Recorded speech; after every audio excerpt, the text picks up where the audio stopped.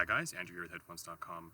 You might be wondering in this video, what's this guy doing outside? He's normally in the cold, dark confines of the studio. And you'd be right, I've been unleashed into the wild. Believe it or not, I do actually enjoy spending time outside. And when I am out here, what I'm typically doing is I'm evaluating IEMs, going for a walk.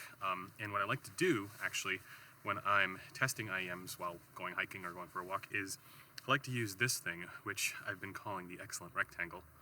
And this is the Radson ES100, which is essentially a Bluetooth device that lets me hook up, high-end IEMs to pair it with my phone. And this makes it so that I don't have to use a DAP. It's actually quite a bit more convenient than a DAP because DAPs, the interface can sometimes be a bit clunky and it can be a little bit slow. That's not what this video is about, but the thing is, I've been actually looking to replace this Radson ES100 for a while now, just because I think that there's probably better options out there now. In particular, iFi just recently released what they call their Go Blue, and in theory, it's a similar kind of thing, and so I'm excited to try that out. And I was supposed to actually have it for this video. Unfortunately, it didn't show up at the office in time, so I can't demonstrate anything with it. But it is what I would use for this purpose, going outside and evaluating IEMs, which is what I'm doing right now. I'm actually spending some time with this one, evaluating it. And this is what we're going to be giving away for the month of October, in addition to the iFi Go Blue. Now, you might be wondering, what is this? I've deliberately hidden the label in the name. This is actually the Symphonium Helios, and this is an IEM it's $1,100 IEM, so it's a very high-end IEM, competes directly with the Campfire Andromeda. And actually, our IEM reviewer Theo recently did a review of this. In short, he liked it so much that he actually ended up buying one. So I've been spending some time with this. Let me just actually take it out of the case. This is the Symphonium Helios. So it's a very no-nonsense IEM. The cable that I'm using here is a different cable than the one that comes with it, because the one that comes with it is terminated, or at least the one that we have, is terminated in Pentacon. And conveniently, the iFi Go Blue does have a Pentacon connection available, so I would have used it with that, but because my Radson ES100 doesn't have that, I just swapped it to a generic 3.5mm cable right here. But as I mentioned, for the month of October, we're giving away essentially the combo that I wish I could have been using right now with the iFi Go Blue, so that you can do all of the things that I'm doing right now, walking outside and getting chased by bears. But briefly, my impressions here of the Helios are that, the hype is definitely justified. This is basically neutral with a bass boost, but with an emphasis towards clarity for the mids and the treble. And with the bass, it's way more sub-bass focused. So it has a bass boost, but it's sub-bass focused rather than mid-bass focused. I think actually Theo mentioned this in his review as well, and I completely agree that you get more thump and less boom. That's sort of how I would describe it.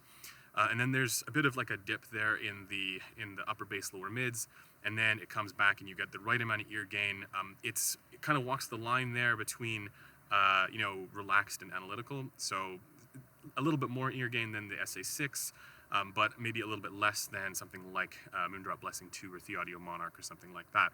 But in many ways, it's actually very similar to the Monarch in the sense that it has that similar kind of sub-bass distinction, which is really nice if you're listening to music that tokens the full frequency range all the way down into the sub-bass. So in that respect, this is a generally versatile IEM, with the exception that I don't think this would be all that great for classic rock and metal, only because for a lot of the recordings within those genres, they don't fully token, the lowest sub-bass frequencies where the bass boost actually shows up with this. So if the genres or the tracks that you're listening to only token the mid-bass and the upper bass, you won't get that full sense of impact that this has, and boy, does it ever have a fantastic sense of impact. The dynamics on this, the punch and the slam, and the contrast for a multi-balanced armature setup, it's remarkably good. And then, for the rest of the tuning, there's no weird harmonic imbalances or anything like that. So a very, again, clarity-focused IEM that still has really satisfying sub-bass down low. And what's interesting is I have my own sort of IEM preference target there, which is loosely based on the Audio Clairvoyance.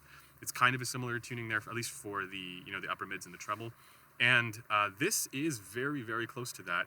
The only difference here is that the Clairvoyance has a little bit more body and richness of tone there in the upper bass, whereas this, again, has a little bit of a scoop out there in favor of the sub-bass, so more like the Monarch on this one.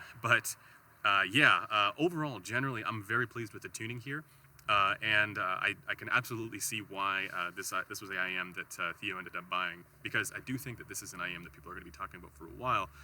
But the standout feature here in my mind is its imaging and its image placement, precision, incisiveness, and distinction. All of those things. IEMs, they don't really have crazy soundstage typically. I mean, I think there are some exceptions like the Empire Ears Legend X and stuff like that, where it's a very sort of involved and enveloping soundstage. So for IEMs, for in-ear headphones, the soundstage and the in-head localization on the Helios is fantastic. And then in addition, yeah, it has the really excellent sense of impact down low. So those two qualities, along with a generally excellent tuning, make this stand out to me at around the $1,100 mark.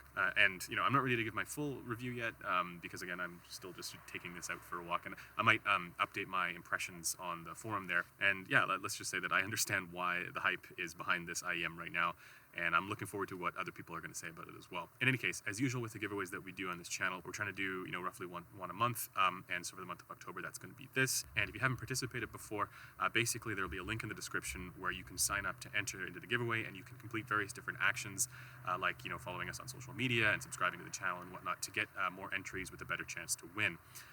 Now, normally we do the giveaways at the end of the month, but this time around we're going to be doing it maybe not quite on the 31st. We'll probably do it maybe closer to like the 28th, 29th, just because we have something else going on at the end of the month. So we won't be able to do it then. But stay tuned to the channel, and I'll schedule the live stream that we do when we do the giveaway in advance, and that way you don't miss it. Lastly, you guys are going to be wondering, is this open to international viewers as well? And the answer is yes, but of course regional restrictions still do apply. There are still some places in the world that just aren't eligible for giveaways, so just make sure that you double check the regions on that. And for those who are wondering about the iFi Go Blue, rest assured I will be getting one of those in. It's just it's going to take a little bit more time because for whatever reason the shipping didn't get it to show up in time. So I will give my assessment of that, because I am going to be moving over from the excellent rectangle, the Radson ES100, to the iFi Go Blue, in the hopes that it's going to be a even more excellent rectangle.